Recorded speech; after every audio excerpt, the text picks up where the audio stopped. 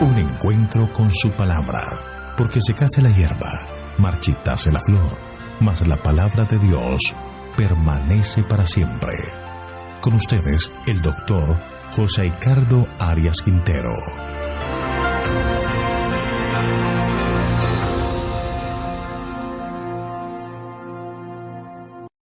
Vamos a estudiar Ezequiel capítulo 36. Restauración futura de Israel. Te invito a orar. Padre nuestro que estás en el cielo, te alabamos, te glorificamos, te exaltamos porque tú eres un Dios bueno. Y te pedimos, Señor, en este momento que nos asistas por medio de tu Santo Espíritu para que al abrir tu palabra el mensaje pueda llegar a nuestro corazón y podamos sentir tu presencia en nuestra vida. Gracias, Señor, por tus bendiciones y acompáñanos. Te lo pedimos en Jesús. Amén. Hemos seguido los pasos del profeta Ezequiel a medida que el Señor le ha dado mensajes a los cautivos de Israel. El libro de Ezequiel podemos dividirlo en tres partes. Los primeros 24 capítulos representan el triste panorama de Israel y el juicio de Dios sobre el reino de Judá a causa de sus pecados. Entre los capítulos 25 hasta el 32 contienen los juicios y profecías de destrucción a las naciones vecinas. Y en los capítulos 33 hasta el 48 muestran la misericordia y bondad de Dios. En ellos se ve el mensaje de esperanza y renovación con posibilidades ilimitadas para el Israel restaurado. El capítulo 36 nos habla de un Israel reunificado con quien el Señor haría un nuevo pacto. Esto se convierte en una gran bendición para el pueblo de Israel. Son promesas de restauración total. La primera parte del capítulo habla que el país de Israel ha sido tomado por el enemigo y que ahora estas naciones que se burlan de Israel recibirán su retribución conforme a sus pecados. Esta es la sección que va del versículo 1 hasta el versículo 7. Las naciones que vinieron deben comenzar a entender lo que se expresa en los versículos 1 y 2. Tú, hijo de hombre, profetiza a los montes de Israel y dile: montes de Israel, oíd palabras de Jehová, así ha dicho Jehová el Señor. Por cuanto el enemigo dijo de vosotros: Ea, también las alturas eternas nos han sido dadas por heredad. Es cierto que el pueblo de Israel recibe la retribución de su pecado. Es cierto que los juicios de Dios permitieron a estas naciones venir y tomar la tierra de Israel. Pero el problema es que no reconocen que aún esta tierra es del Señor y que Israel aún es su pueblo. El aparente triunfo de los enemigos del pueblo de Dios es pasajero, porque aunque humillado y desvalido, Israel se levantaría más glorioso que nunca. Por eso el Señor da unas promesas de restauración. Por el contrario, los enemigos de Israel se adueñaron incluso de las ruinas y no reconocieron a Dios que les permitió avanzar. Leamos los versículos 3 al 5. Profetiza, por tanto, y di que así ha dicho Jehová el Señor: por cuanto os asolaron y os asediaron de todas partes para que fuerais heredad de las otras naciones, y se os ha hecho caer en boca de lenguaraces y ser calumniados por los pueblos, por eso, montes de Israel, oíd palabra de Jehová el Señor. Así ha dicho Jehová el Señor a los montes y a los collados, a los arroyos y a los valles, a las ruinas desoladas y a las ciudades abandonadas, que fueron convertidas en botín y en objeto de burla para las otras naciones de su alrededor. Por eso, así ha dicho Jehová el Señor: he hablado de cierto en el fuego de mi celo contra las demás naciones y contra Edom, las cuales con mucho regocijo y enconamiento del ánimo se disputaron mi tierra por heredad, para que los expulsados de ella fueran presa suya. Dios juzga a estas naciones por su actitud cruel contra Israel y las burlas que se levantaron contra el pueblo de Dios, porque en cierta manera se están burlando del Dios del cielo. Entonces, así como Israel carga con la culpabilidad de su pecado, estas naciones serán juzgadas por sus propios abusos y pecados contra Israel. Miremos los versículos 6 y 7. Por tanto, profetiza sobre la tierra de Israel y di a los montes y a los collados, a los arroyos y a los valles, que así ha dicho Jehová el Señor. He aquí en mi celo y en mi furor he hablado, por cuanto habéis cargado con la calumnia a las naciones, por lo cual así ha dicho Jehová el Señor. Yo he alzado mi mano, he jurado que las naciones que están a vuestro alrededor han de cargar con su desprecio. Dios testifica y lo hace con juramento formal para asegurar que cambiará por completo las cosas. Dios se ha comprometido que estas naciones serán juzgadas y recibirán el castigo que su maldad merece. En especial serán juzgadas por la manera en que trataron a Israel. Dios no hace acepción de personas. El pecado, donde quiera que se encuentre, recibe su justa retribución, e Israel, que había sufrido por sus pecados, y las naciones paganas a su turno, sufrirían por los suyos. La segunda sección del capítulo es la restauración de la tierra asolada para volver a ser habitada por todo Israel. Sección que va del versículo 8 hasta el versículo 15. Leamos los versículos 8 y 9. Pero vosotros, montes de Israel, daréis vuestras ramas y llevaréis vuestro fruto para mi pueblo Israel, porque están a punto de llegar, porque aquí que yo estoy con vosotros, y a vosotros me volveré, y seréis labrados y sembrados. Aquí aparecen las promesas del favor de Dios hacia Israel y la seguridad que les da de la gran misericordia que les tiene reservadas.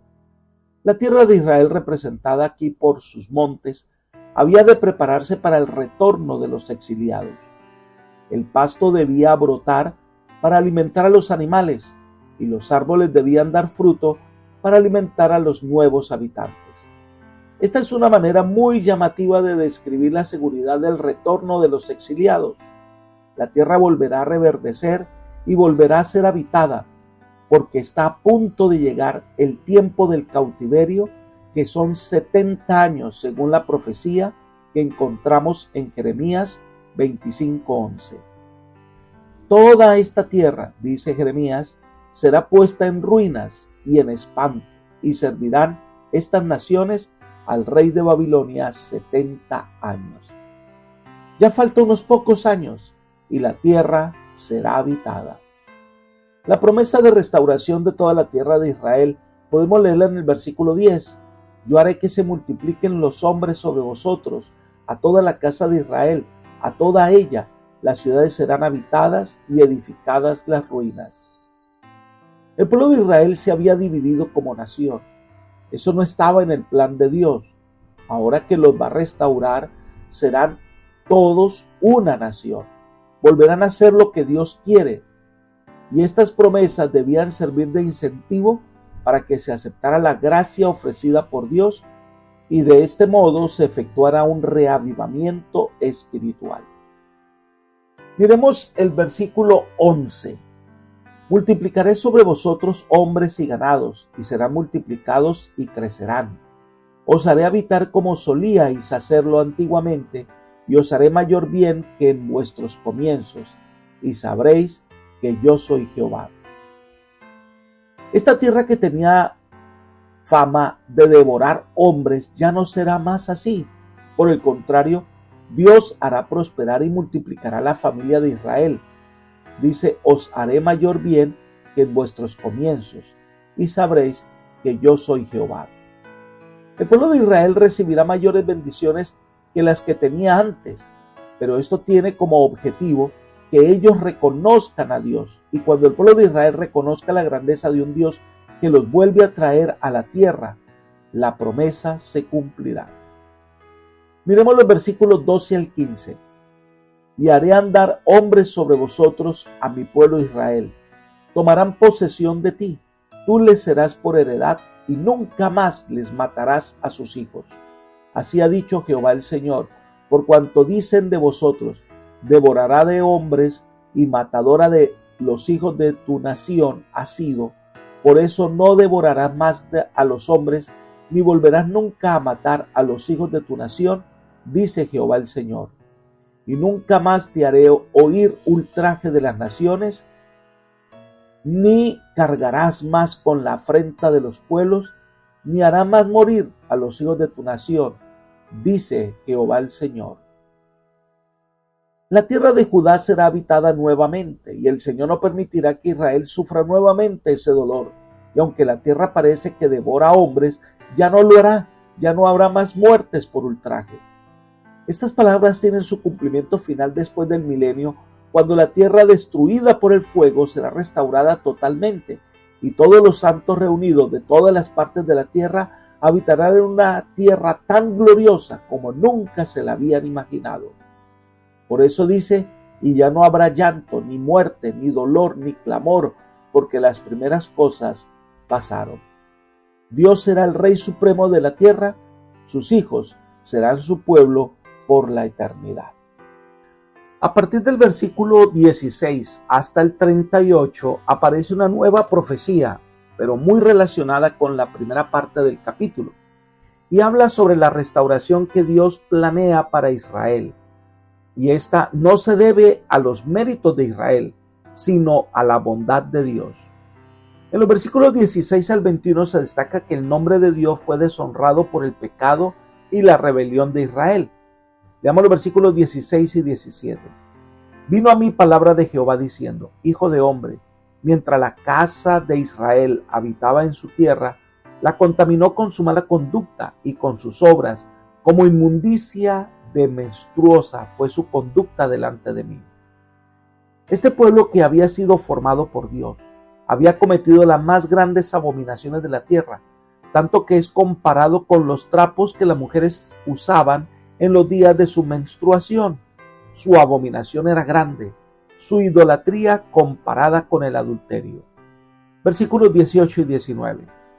Y derramaré mi ira sobre ellos por la sangre que derramaron sobre la tierra, porque con sus ídolos la contaminaron.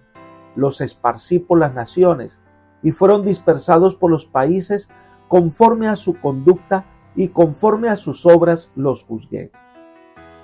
Entonces, debido a su pecado, el Señor los esparció sobre las naciones de la tierra.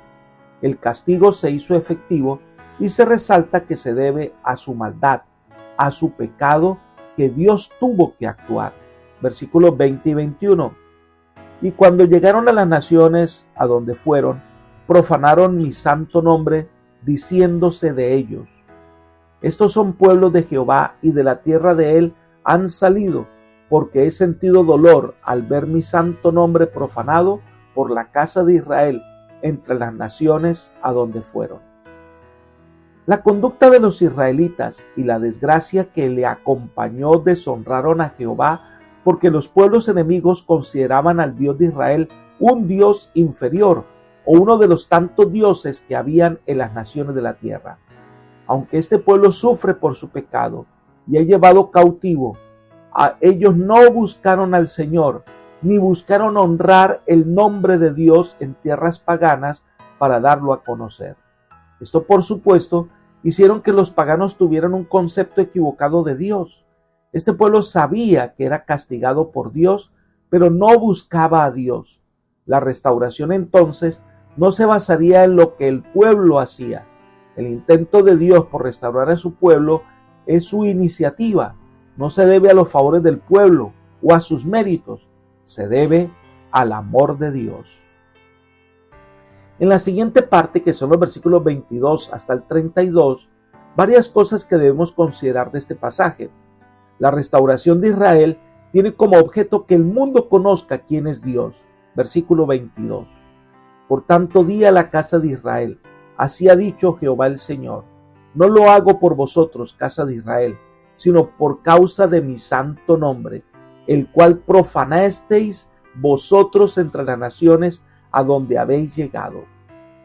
Este pueblo había sido rebelde, y el nombre de Dios fue profanado y abominado. Las naciones tenían un mal concepto de Dios. Israel no había revelado a Dios correctamente. La restauración de Israel Llevaría entonces a las naciones a reconocer que Dios es grande, que Dios ama a este pueblo injusto. Versículo 23. Santificaré mi gran nombre, profanado entre las naciones, el cual profanasteis vosotros en medio de ellas, y sabrán las naciones que yo soy Jehová, dice Jehová el Señor, cuando sea santificado en vosotros delante de sus ojos. El objetivo de la existencia de Israel era misionero. Era un pueblo el cual sería una bendición para todas las naciones de la tierra, porque daría a conocer la gracia divina. Pero este pueblo no cumplió su tarea, su razón de ser. Antes se unió con las naciones paganas a adorar ídolos falsos. Por eso Dios va a restaurar a Israel para darse a conocer por su poder y amor, pero además para que el pueblo de Israel cumpla su función de exaltar ante el mundo, y la restauración de Israel vindicaría entonces el nombre de Dios ante los paganos. En ese momento se demostraría con toda claridad que Jehová no era como los débiles dioses de los paganos, sino que es omnipotente. Para que Dios pueda cumplir su propósito, Israel debe ser purificado. Versículos 24 y 25. Yo os tomaré de las naciones y os recogeré de todos los países y os traeré a vuestro país. Esparciré vuestras agua limpia y seréis purificados de todas vuestras impurezas y de todos vuestros ídolos os limpiaré. Estas palabras recuerdan las purificaciones rituales que se hacían con agua. Ahora el Señor las aplica en la parte espiritual. Este pueblo debe confesar su pecado. Este pueblo debe ser perdonado. Entonces Dios los limpiará de pecado. Todo hijo de Dios que quiere reconciliarse con Dios debe pasar por el proceso de purificación. Para nosotros, el bautismo es el momento en que se da testimonio público de aceptar a Jesús como Salvador y entonces ser purificado, porque al ser bautizados, nuestros pecados son sepultados. Somos levantados como nuevas criaturas en Cristo. Veamos el siguiente comentario. Cuando Jesús habla del nuevo corazón, quiere decir la mente, la vida, el ser entero. Experimentar un cambio de corazón significa quitar el efecto del mundo y fijarlo en Cristo. Tener un nuevo corazón es tener una mente nueva, nuevos propósitos, nuevos motivos. ¿Cuál es la señal de un nuevo corazón? Una vida transformada. Hay un diario y continuo morir al egoísmo y al orgullo. Esto se encuentra en Youth Instructor del 26 de septiembre de 1901. Y entonces vienen las promesas del nuevo pacto que hace con Israel, versículos 26 y 27. Os daré un corazón nuevo y pondré un espíritu nuevo dentro de vosotros. Quitaré de vosotros el corazón de piedra y os daré un corazón de carne. Pondré dentro de vosotros mi espíritu y haréis que andéis en mis estatutos y que guardéis mis preceptos y los pongáis por obra. Este proceso de limpieza va a dar como resultado, número 1, que Dios nos da un corazón nuevo. Nuestro corazón de carne, que se refiere a un corazón carnal, siguiendo las tendencias de la carne, va a ser reemplazada. Este corazón de carne es una referencia a un corazón endurecido por el pecado, que no quiere escuchar el llamado del Señor. Un corazón duro que no quería acceder al perdón de Dios. Y Dios tiene el poder de cambiarlo por un corazón de carne, es decir, un corazón suave, dócil, un corazón dispuesto. En segundo lugar, habla de un espíritu nuevo, es decir, nuestros deseos eran continuo al mal. Ahora nuestros deseos será seguir al Señor, pero más adelante nos explica, pondré mi espíritu dentro de vosotros. Es decir, que nuestro sentir tendiente al mal es transformado por el poder del Espíritu Santo que ahora habita en el corazón. En tercer lugar, ¿para qué nos dará un corazón nuevo y nos dará su espíritu? Dice, para que andéis en mis estatutos y que guardéis mis preceptos y los pongáis por obra. Es para que podamos obedecer al Señor y seguirle. Este pueblo exaltará el nombre de Dios cuando aprenda a depender del Señor y le obedezca. Al obedecer, reflejará el carácter de Dios en su vida y le mostrará al mundo quién es Dios. Recordemos que la gracia de Dios guía la obediencia. Elena de White comenta este pasaje diciendo, Cada vez que un alma se convierte y aprende a amar a Dios y a guardar sus mandamientos, se cumple la promesa de Dios. Yo os daré un corazón nuevo y pondré un espíritu nuevo dentro de vosotros. El cambio verificado en los corazones humanos, la transformación del carácter humano, es un milagro que revela a un Salvador que vive eternamente y obra para rescatar a las almas. Una vida consecuente en Cristo es un milagro. Libro El deseo de todas las gentes, página 374. La conversión es el gran milagro que Dios hoy está haciendo en la vida de muchas personas. Miremos los versículos 28 al 30 de este capítulo 36 de Ezequiel. Habitaréis en la tierra que di a vuestros padres, y vosotros seréis mi pueblo, y yo seré vuestro Dios. Y os guardaré de todas vuestras impurezas. Llamaré al trigo y lo multiplicaré, y no os expondré más al hambre. Multiplicaré asimismo el fruto de los árboles y el fruto de los campos, para que nunca más recibáis oprobio de hambre entre las naciones. Todas las promesas de restauración se harán efectivas. Cuando el pueblo de Dios sea transformado por el poder de Dios, entonces vendrá, habitará la tierra, será prosperado a la vista de todos y cumplirá su labor primordial de dar a conocer a Dios. Y todo el mundo sabrá que lo que ha ocurrido no se debe a que Israel sea bueno, sino se debe a que Dios es bueno, que Dios es justo, que Dios es misericordioso y poderoso. Por eso el Señor enfatiza en el versículo 32, no lo hago por vosotros, dice Jehová, el Señor, sabedlo bien. Avergonzaos y cubríos de deshonra por vuestras iniquidades, oh casa de Israel. El pueblo debe recordar que lo ocurrido no es por merecimiento propio. Dios lo hace porque su carácter es amor y desea salvar a todos los seres humanos.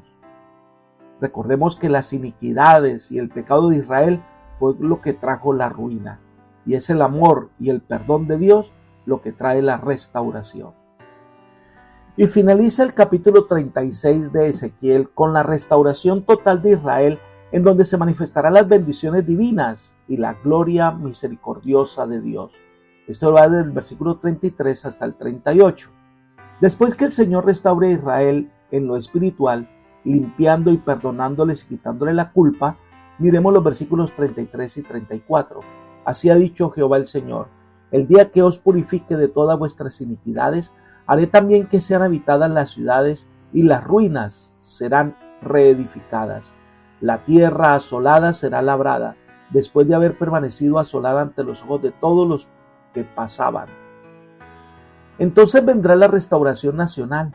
Israel, la desolada, la ciudad arruinada, llegará a ser centro de atención para el mundo, y las naciones de la tierra vendrán y reconocerán que Dios es bueno y se rendirán a los pies del Salvador.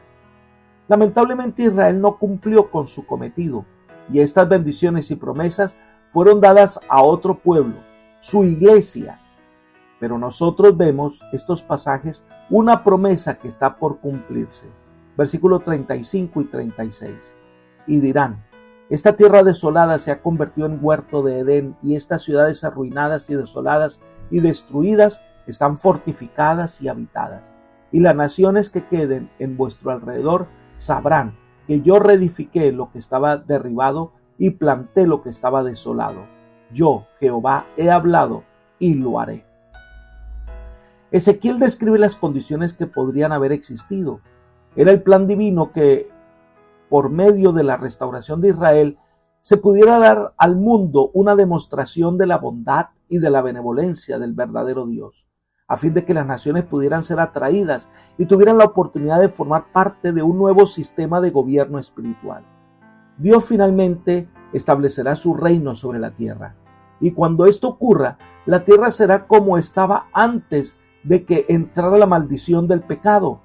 El Edén que fue llevado al cielo será establecido nuevamente en esta tierra, y entonces se habla de una gran asamblea. Versículo 38. Y como las ovejas consagradas, como las ovejas de Jerusalén en sus fiestas solemnes, así las ciudades arruinadas serán llenas de rebaños de seres humanos, y sabrán que yo soy Jehová.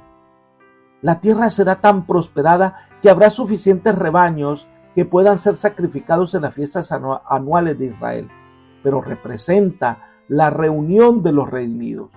Apocalipsis 7:9 describe a los salvados como una gran multitud que no se puede contar. Vestidos de blanco con palmas de victoria, Dios traerá a su pueblo de los 4 puntos de la tierra y les entregará la tierra por heredad. Esta promesa se cumplirá pronto, cuando Cristo venga por segunda vez.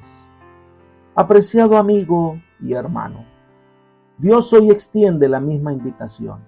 Promete limpiar tu vida de pecado, cambiar tu corazón, y puede llenar tu vida con el Espíritu Santo y darte una nueva dirección. Solo debes confiar en Él. Debes hoy permitirle obrar en tu corazón, y entonces la promesa de reinar con el Señor por siempre será para ti también. Que el Señor te bendiga y te guarde y te guíe por sendas de paz, es mi oración por ti. Amén.